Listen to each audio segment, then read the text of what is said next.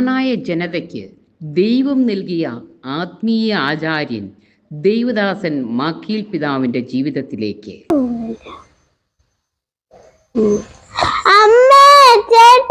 പുസ്തകം തട്ടിപ്പറിച്ചു.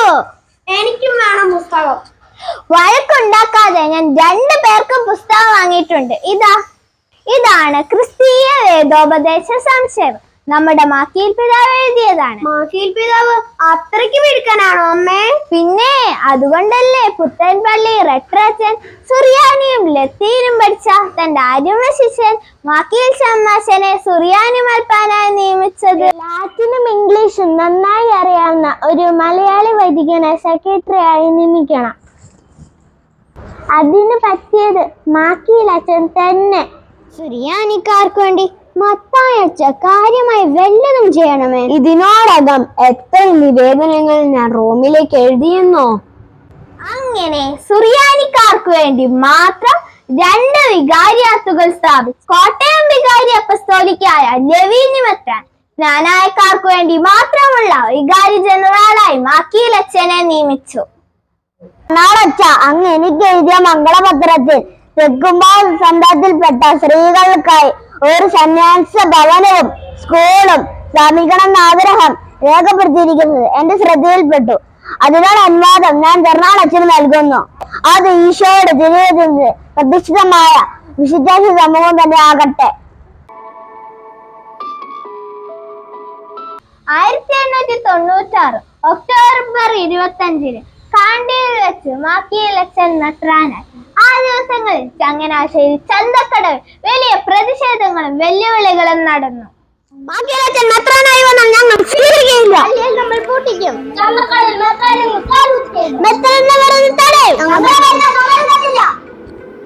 എല്ലാവരും നേരത്തെ തന്നെ എത്തണം. എന്ത് പറയാനാ മക്കളെ, മെത്രാഭിഷേകത്തിന്റെ പിറ്റേ ദിവസം തന്നെ പിതാവിന് പനി പിടിച്ചു. രോഗിയായ പിതാവ് വരാൻ താമസിച്ചതിനാൽ ചങ്ങനാശ്ശേരിയിലെ പ്രതിഷേധം കെട്ടടങ്ങി. പ്രധാനപ്പെട്ട അച്ഛന്മാരെ നാം പലരുമായി ആലോചിച്ച് പ്രാർത്ഥിച്ച് തയ്യാറാക്കിയ ഈ ഡെക്കറേറ്റ് ധ്യാനം കഴിഞ്ഞു പോകുമ്പോൾ ഓരോ കോപ്പി എല്ലാവരും ഇവിടെ നിന്ന് കൊണ്ടുപോകണം. അത് നന്നായി പഠിച്ച് നമ്മുടെ ഇടവക ഭരണം കുറ്റമറ്റതാക്കണം. മക്കളെ, നിങ്ങൾക്ക് തരുന്ന അതേ സ്നേഹവും പരിഗണനയും ഞാൻ കർമ്മലീതാ മഠത്തിനും ആരാധന മഠത്തിനും തിരുഹൃദയ മഠത്തിനും നൽകേണ്ടതല്ലേ? ദൈവമേ, അങ്ങയുടെ മക്കൾ തമ്മിലുള്ള ഈ ഭിന്നിപ്പുകൾക്ക് ഒരു പരിഹാരം കാണിച്ചു തരണമേ. കടമ്പകളെല്ലാം തരണം ചെയ്ത് മാക്കീൽ പിതാവും സഹവൈദികരും പരിശുദ്ധ 10-ാം പീയൂസ് പാപ്പായുടെ അരികിലെത്തി. പിതാവേ, ചങ്ങനാശ്ശേരി വികാരിയാത്തന്റെ പ്രശ്നം അങ്ങേക്കറിയാമല്ലോ.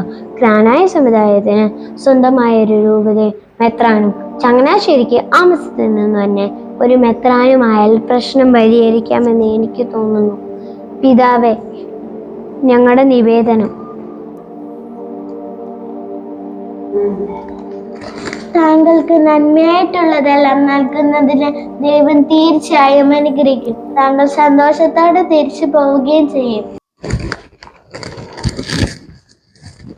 ഇതെന്റെ ഓർമ്മയ്ക്കായി. ചങ്ങനാശ്ശേരിക്ക് വേണ്ടി കുര്യാളശ്ശേരി തോമസ് അച്ഛന്റെ പേര് മാക്കീൽ പിതാവ് നിർദ്ദേശിച്ച് തിരിച്ചു പോന്നു. യാത്രാമധ്യേ റോമിൽ നിന്നും ഒരു കത്ത് മാക്കീൽ പിതാവിനെ തേടിയെത്തി. പരിശുദ്ധ 10-ാം പീയൂസ് പാപ്പ ഒപ്പിട്ട കോട്ടയം വികാരിയാത്തിന്റെ സ്ഥാപന ബൂളായും മാക്കീൽ പിതാവിന്റെ നിയമന പത്രവും.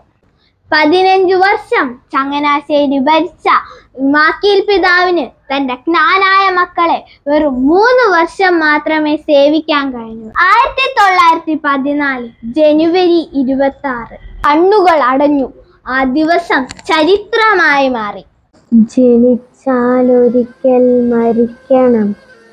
ഞാൻ ആദ്യം പോകുന്നു, നിങ്ങൾ പിന്നാലെ വരിക. ഈശോ മറിയോസ്.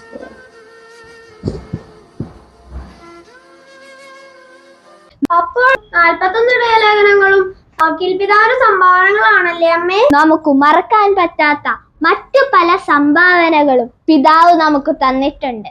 നമുക്കും പിതാവിന്റെ കബറിടത്തിൽ പോയി അനുഗ്രഹങ്ങൾ തേടാം.